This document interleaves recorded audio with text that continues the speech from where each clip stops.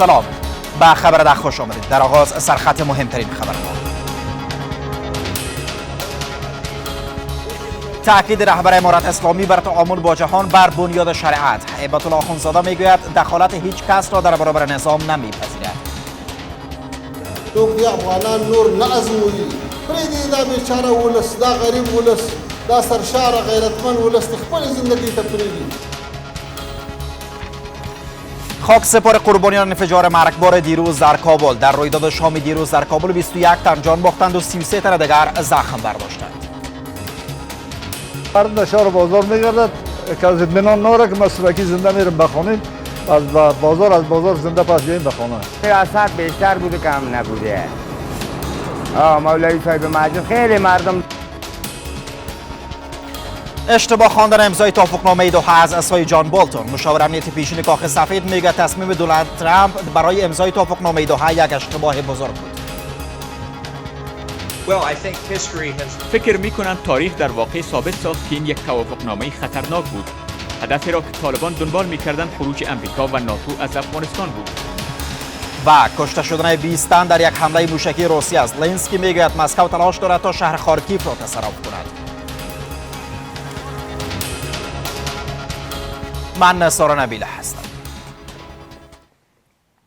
مولوی هیبت الله اخوندزاده رهبر امارت اسلامی در سخنان در نشست مردمی قندهار میگوید که دخالت هیچ کس را در برابر نظام نمیپذیرد، اما در چارچوب شریعت آماده تعامل با جهان است. در هنگام سخنرانی رهبر امارت اسلامی در نشست مردمی قندهار اجازه پوشش رسانه‌ای به خبرنگاران داده نشد. در همین حال سرپرست وزارت خارجه میگوید که تا اکنون امارت اسلامی توانسته است از افغانستان به خوبی نمایندگی کند و تلاش‌ها برای داشتن تعامل افغانستان با جهان ادامه دارند. در نشست کندهار نزدیک به 3000 تن به شمول عالمان دین و بزرگان قوم شرکت کردند. رهبر امارت اسلامی در این نشست گفته است که به هیچ کس اجازه داده نخواهد شد تا نظام را اخلال کند، اما افزوده است که در چارچوب شریعت آماده تعامل با جهان است. از سوی دیگر سرپرست وزارت خارجه از تلاش‌ها برای داشتن تعامل افغانستان با جهان سخن می‌زند. توقی افغانان نور نه ازمویی پریدی دا بیچاره ولس، دا غریب ولس، دا سرشار غیرتمند ولس خپل زندگی ته پریدی. او افزود که در مدت 1 سال با کسانی که در 20 سال گذشته با آنان جنگیدند به گفتگو نشسته است. افغانستان به نور د ابرقدرتونو د مقابله ډګر نه وي دوه او د افغانستان خاوره به د هیچ په ضد نه استعمالي. هر د هیواد د مقدس سرحداتو ته داسې یو لیش نشته چې هغه د اسلامي امارت په هغې باندې سلطنه وي. توانمندسازی اقتصادی، آموزش دختران و ایجاد تسهیلات برای بازرگانان از خواستهای دیگر شرکت کنندگان در این نشست بودند. ټول بنات دا ستاسو لوڼې دي، دا ستاسو بناتې دي، دوی ته زمینه برابرول د تعلیم، اما دا د افغانانو د طبقو ده، دا د افغانانو خواهش دی، دا د افغانانو د حالت غواړي. تاسو پر خپل خصوصي سکتور باندې باور وکړئ. ستاسو خصوصي سکتور به ان شاء الله تعالی افغانستان ته بشپړ اقتصادي ازادي مو بخشي. پس از نشست عالمان دین در تالار لوی جرگه، این دومین نشست عمومی در 1 سال پسین در کشور است. شمار جانباختگان انفجار مرگبار روز چهارشنبه در مسجد در کوتل خیرخانه کابل به بیش از 20 تن رسیده است. به گفته فرماندهی امنیه کابل در این رویداد 21 تن جان باختند و 33 تن دیگر زخم برداشتند، اما گواهان شمار قربانیان و زخمیان این رویداد را بیشتر از این می‌دانند. انفجار روز گذشته در مسجد صدیق اکبر هنگام رخ داد که مردم در حال ادای نماز شام بودند. این رویداد با واکنش‌های نیز روبرو شده است. اینجا هدیره منطقه قصبه شهر کابل است، جایی که شماری از قربانیان انفجار دیروز مسجد صدیق اکبر از مربوطات حوزه 17 امنیتی شهر کابل به خاطر خاکسپاری به اینجا آورده شدند. حبیب الدین که غم از دست دادن پدر 60 سالش او را زمین گیر کرده است، به سختی لب به سخن می‌گشاید. نماز شام بود، یار نماز می‌رفت مسجد. گرانباز کرد ما فهمیدیم بدم مسجد است. خبر شدیم رفتیم دویده کشیدیمش. امنیت نیست. خب مردم در شهر بازار میگردد که از اطمینان ناره که مسلکی زنده میرم بخونیم، از بازار زنده پس بیاییم بخونه. از سوی هم فرماندهی امنیتی کابل آمار جانباختگان انفجار مسجد صدیق اکبر را 21 تن و زخمی ها را 33 تن میگوید. یویش هیوادوال شهیدان شوی دی، د دې ترڅنګ 3 نور ټپیان شوي دي. د پیښې پر مهال باندې سیمې ته امنیتي ځواکونه رسېدلي وو. تر دې دمه پورې په لټه کې دي چې د دې پیښې جنایتکاران پیدا او د قانون منګولو ته وسپاري. شماری از باشندگان این بخش شهر کابل آمار تلفات انفجار روز چهارشنبه را بیشتر از آمار می‌دانند که از سوی فرماندهی امنیتی کابل اعلام شده است. اثر بیشتر بوده کم نبوده. مولوی صاحب مسجد خیلی مردم طالبایی که از ولایت‌های دور بود تفلک‌ها خیلی شهیدا بودن. صلح شود، امنیت شود، دیگه پایان بالا بمیگوی مسکین بیچاره هستم شهیدی که است دیگه قتل نشه. قتل بس است. چی دیدین چی دیدین؟ از مرگم نمی‌ترسم. امیر محمد کابلی امام مسجد صدیق اکبر نیز یکی از جانباختگان رویداد روز چهارشنبه است. تاکنون هیچ گروه مسئولیت این رویداد را بر عهده نگرفته است. انفجار روز چهارشنبه با واکنش‌های نیز روبرو شده است. حامد کرزی رئیس جمهور پیشین، عبدالله رئیس شورای عالی مصالحه ملی حکومت پیشین و فضل هادی مسلمیار رئیس پیشین مجلس سنا این انفجار را جنایت ضد بشری و دشمنی آشکار با مردم افغانستان می‌دانند. یک نهاد آموزشی برای بیش از 1000 دانش آموز دختر زمینه آموزش را در شهر کابل فراهم کرده است.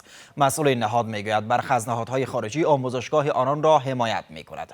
در حال حاضر حمایت‌هایشان نیز کمرنگ شده است. در همین حال برخی خانواده‌های دانش آموزان بالاتر از صنف ششم خواهان بازگشایی مکتب‌های دخترانه هستند. همزمان با اجازه نیافتن دختران بالاتر از صنف ششم به مکتب، یک نهاد فعالیت‌های آموزشیش را به دانش آموزان توسعه داده است. مسئول این نهاد میگوید که پس از بسته شدن مکتب برای دختران، شمار دانش آموزانش به 1000 دانش آموز افزایش یافته است. حکومت امارت اسلامی برپا شد، تعداد شاگردای ما خصوصا دخترها بیشتر شدند چون مکاتب برایشان بسته هستند و هر کدام از به یک امید میان. سمیرا و هانیه که دانش آموز صنف 11 هم هستند میگویند که هیچ نشانه برای بازگشت دختران بالاتر از صنف ششم به مکتب ها نمی بینند. نه تنها ما بلکه میلیون ها دختر در افغانستان است که از درس و تعلیم ماندن. چرا این حق ما نیست؟ ما حق ما رو میخوایم. ما میخوایم تحصیل داشته باشیم، درس بخوانیم. اما لباسای مکتب خودمون تایا آماده موندیم، گفتیم بریم. امی رفتیم پیش مکتب که رسیدیم دیگه متاسفانه دروازه مکتب بسته بود. گفت که نشدش رو. همزمان با این برخی از خانواده های این دانش آموزان خواستار بازگشایی هر چیز زودتر دروازه مکتب های دختران برای دانش آموزان شدند. امارت اسلامی میخواهیم که مکتب ها واش شود که دخترای ما به درس خود بره. 1 سال است که از درس ها بخی پس ماندن. ما به خاطر از همین مکتب آوردیم شونه که از درس ها پس نمونه، باید در مکتب ها واش شود. از سوی هم شماری از آموزگاران در این نهاد میگویند که به گونه مجانی در این نهاد آموزش میدهند. دلایشان شکسته و اینا کاملا ناامید شدن و ما خواستیم که در اینجا بیایم امیدش هم بر اینا و بتونن که اینا حداقل وقتشون سپری نشه و بتونن که اینا دوباره بیاین درس مکتب خود پیش ببرن و درس بخوانن. پیش از این سرپرست وزارت معارف گفته است که بسته ماندن مکتب‌های دختران انگیزه‌های فرهنگی دارد نه شرعی. بیش از 1 سال می شود که مکتب‌های دخترانه بالاتر از صنف ششم برای دانش آموزان بسته هستند. جان بولتون مشاور پیشین امنیت ملی کاخ سفید تصمیم دونالد ترامپ را برای امضای توافقنامه دوحه میان آمریکا و طالبان یک اشتباه بزرگ می‌داند. جان بولتون در یک گفتگوی ویژه با تلان نیوز میگوید که اوضاع در 1 سالگی برگشت دوباره طالبان به قدرت نشان دهنده چنین چیزی است. از سوی هم او انتقادها از زلمه خلیلزاد را درباره امضای توافقنامه دوحه نادرست می‌داند، چون به گفته بولتون خلیلزاد در این توافقنامه نقش بیشتری نداشت. جان بولتون مشاور پیشین امنیت ملی کاخ سفید در یک گفتگوی ویژه با تلونیوز توافقنامه دوحه میان ایالات متحده آمریکا و طالبان را یک اشتباه بزرگ می‌داند. فکر می‌کنم تاریخ در واقع ثابت ساخت که این یک توافقنامه خطرناک بود. هدفی را که طالبان دنبال می‌کردند خروج آمریکا و ناتو از افغانستان بود. هر چیز دیگر آن فرعی بود. آنان فقط منتظر زمان بودند. من این را می دانستم. بنابراین آنان در دوحه تعهد دادند و همچنان از امریکا وعده خروج را گرفتند که حالا به حقیقت مبدل شده است. از سوی هم در حالی که زلمه خلیلزاد نماینده پیشین ایالات متحده آمریکا برای صلح افغانستان از بهر امضای این توافقنامه با انتقادهای روبرو است، اما آقای بولتن میگوید که تصمیم نهایی درباره توافقنامه دوحه از سوی رئیس جمهور و وزیر خارجه این کشور گرفته میشد. باید واضح بگویم او فرمانهای از سوی رئیس جمهور ترامپ و وزیر خارجه پامپیو دریافت میکرد. بنابراین هر گونه نقدی که بر اجرای خلیلزاد وجود دارد باید درک شود، چون ترامپ و پامپیو او را راهنمایی میکرد. بولتن بیرون شدن نیروهای آمریکایی را از افغانستان به سود کشورش نمیداند. بسیار هراس دارم و میدانم که تلاش‌ها در برابر معلومات از افغانستان ناتکمیل هستند. میزان خطر بالاست و اگر ما در آنجا بودیم شانس بهتری برای شناسایی برنامه‌های حمله هراس افغانی پیش از انجام آن را می داشتیم. اکنون ما به گونه کامل نابینای این همه نیستیم و در این زمان یقیناً که در موقفی که در یک سال پیش بودیم نیستیم. اما طالبان همواره امریکا را به نقض توافقنامه دوحه متهم کرده و گفتند که کابل به این توافقنامه پابند بوده است. انستیتوت صلح ایالات متحده آمریکا میگوید که افغانستان با بحران‌های اقتصادی و بشری روبرو خواهد شد. نهادهای بشردوستانه در این انستیتوت اوضاع افغانستان و چگونگی کمک‌های آمریکا را به بررسی گرفتند و بر بنیاد این بررسی تحریم‌های اقتصادی و محدودیت‌های جامعه جهانی بحران انسانی را در افغانستان سرعت بخشیده است و زنان و کودکان از این رهگذر بیشتر آسیب دیده‌اند. اما وزارت اقتصاد و حکومت سرپرست میگوید که قطع کمک‌ها و منجمد ماندن دارایی‌های افغانستان بر مردم این کشور اثر منفی گذاشته است. نهادهای بشردوستانه به شمول سازمان نجات کودکان و شورای پناهندگان نروژ اوضاع افغانستان را نگران کننده خواندند. این نهادها در انستیتوت صلح آمریکا میگویند که بحران اقتصادی تمام جمعیت افغانستان را در گرسنگی قرار داده است و بانوان بیشتر از دیگران آسیب دیدند. بحران 3 عامل دارد. اول این که افغانستان از دسترسی نداشتن به پول نقد یا نقدینگی رنج میبرد. لغو اعتبارنامه بانک مرکزی افغانستان انتقالات بانکی را متوقف کرده است و سپس جریان نقدینگی در داخل کشور با محدودیت روبروست.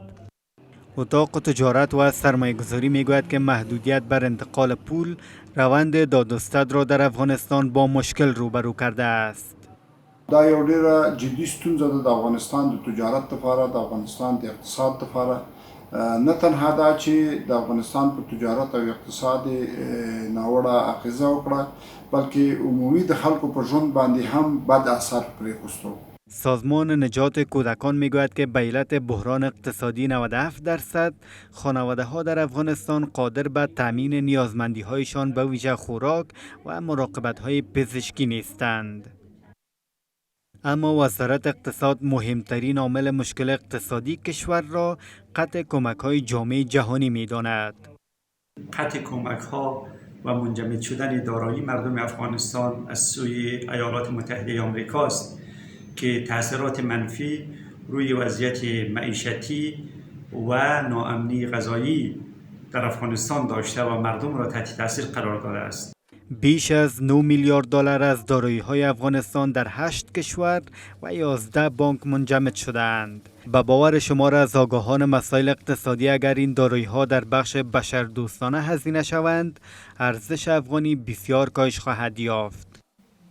وزارت دولت در امور رسیدگی به حوادث میگوید که در یک سال پسین در رویدادهای طبیعی و ویژه در سیلاب‌ها بیشتر از 1500 تن جان باختند و بیش از 3000 تن دیگر زخم برداشتند.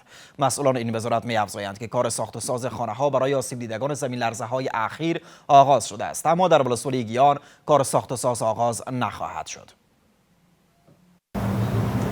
وزارت دولت در امور رسیدگی به حوادث اینجا از کارهای یک سالش گزارش می دهد.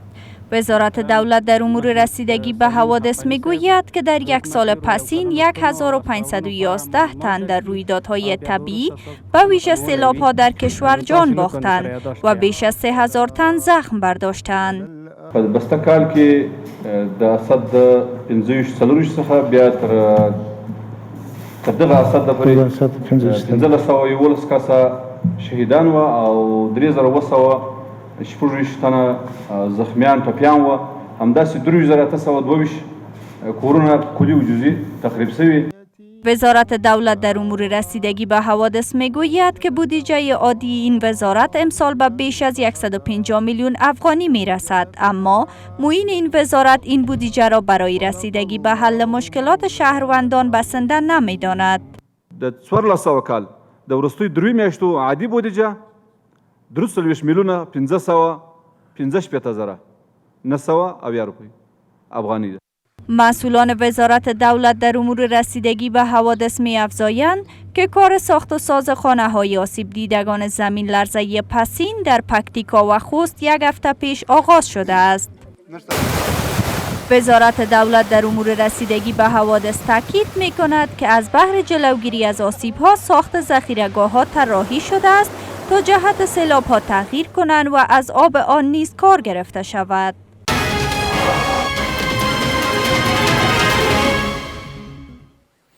برنامه توسعه سازمان ملل متحد میگوید که برای حل بحران اقتصادی در افغانستان نیاز است تا سرمایه گذاری بیشتر انجام شود. معاون دبیرکل برنامه توسعه سازمان ملل متحد در مصاحبه با یک رسانه آمریکایی گفته است تعلیق کمک ها به بازسازی و توسعه افغانستان آسیب میرساند. در همین حال وزارت اقتصاد میگوید که با جلب سرمایه گذاری بیشتر در کشور زمینه کار برای مردم فراهم خواهد شد. برنامه توسعه سازمان ملل متحد میگوید کمک های انسان دوستانه نمیتواند اقتصاد افغانستان را تقویت کند و باید سرمایه گذاری بیشتر انجام شود تا اقتصاد این کشور بهبود یابد.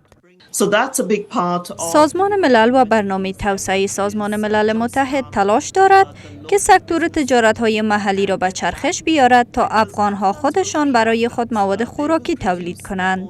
معاون دبیرکل برنامه توسعه سازمان ملل متحد در مصاحبه با شبکه CNBC میگوید نبود سرمایه گذاری از سوی نهادهای توسعه‌ای و سکتور خصوصی اقتصاد افغانستان را وخیم ساخته است و نیاز است تا با سرمایه گذاری در این کشور شغل به مردم ایجاد شود. وزارت اقتصاد میگوید این وزارت در تلاش است تا در پروژه های زیربنایی سرمایه گذاری شود.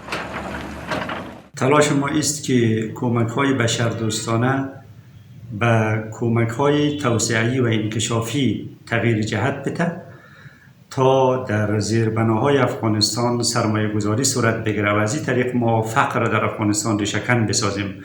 خوشبختانه علاقمندی کشورهای زیادی برای سرمایه گذاری با توجه به فضای امنیتی افغانستان وجود دارد.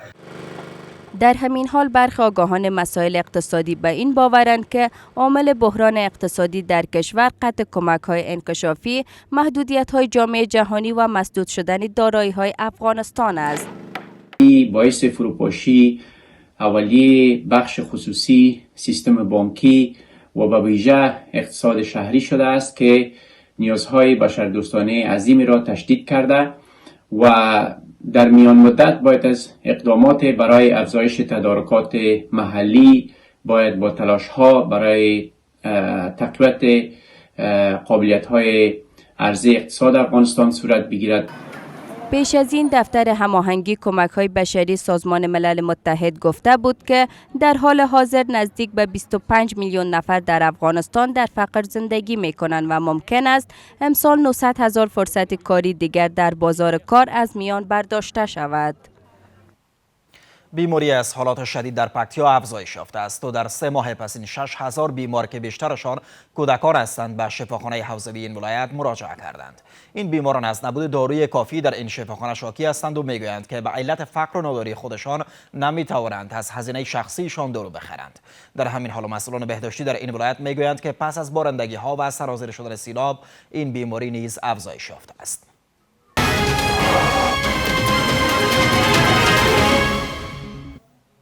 شمار از جوانان میگویند که به دلیل بیکاری به کشورهای بیرونی پناهنده میشوند. برخی از شرکت‌های مسافربری میگویند که روزانه تا 1500 نفر به ویژه جوانان را به نیمروز انتقال میدهند. برخی از مسافران میگویند که چندین بار از سوی ایران رد مرز شدند. آمارهای کمیساری عالی سازمان ملل متحد در امور پناهندگان نشان میدهد که 2,300,000 نفر مهاجر وجود دارد. نوید احمد از 1 سال با این سو دنبال کار است، اما سرانجام موفق نمی شود. اکنون سفر در پیش گرفته است، سفری که نه ویزا دارد و نه پاسپورت. می خواهد که کابل را به قصد تهران به گونه قاچاق تر کند. کار وین مختنسته مخته په دې نسته ځکه وایي چې تاسو نه شناخت شی کې ونه لرئ واسطه ونه لرئ څوک یې ونه پېژنئ تا ته کار څوک نه درکوي. از سوی دیگر کمیشنری عالی سازمان ملل در امور پناهندگان در افغانستان میگوید که نزدیک به 1 میلیون افغان از کشورهای ایران و پاکستان به گونه اجباری و داوطلبانه به افغانستان برگشتانده شدند. بیش از 5 میلیون افغان در کشورهای ایران و پاکستان مهاجر هستند و همچنان از اثر جنگ‌های داخلی 3.5 میلیون نفر نیز بیجا شدگان داخلی هستند. شمار کسانی که روزانه از راه‌های قاچاقی به ایران سفر می‌کنند روشن نیست، اما در میان آنان شمار زیادی از کادرها و افراد با تجربه وجود دارند که پس از روی کار آمدن امارت اسلامی بیکار شدند. میخوام با قاچاقم برم کار کردم برام دیگه تو اقتصاد ما ضعیف است. ما 18 نفر هستیم با اومده از که کاروبار نیست، ما اومده میریم رد مرز میشیم پس میریم. میفهم که وضعیت راه خوب هم نیست، مشکلات در راه بسیار است، اذیت آزار زیاد مردم میشه، اما چاره نیست دیگه، چاره که نیست مجبور هستیم بخیزیم بریم. شماری از شرکت‌های مسافربری میگویند که روزانه شمار زیادی از جوانان کابل را به هدف نیمروز ترک میکنند.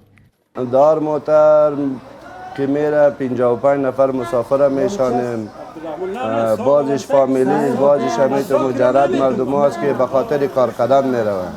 پس از سقوط نظام شمار زیاد از کارمندان دولتی به ویژه بانوان از کار بیکار شدند و هم اکنون برخی از آنها به دستفروشی رو آوردند. و به همین گونه رسیدیم با پایان مجموعه خبری 10 تا برنامه دیگر. خدا نگهدار و به امید آینده بهتر.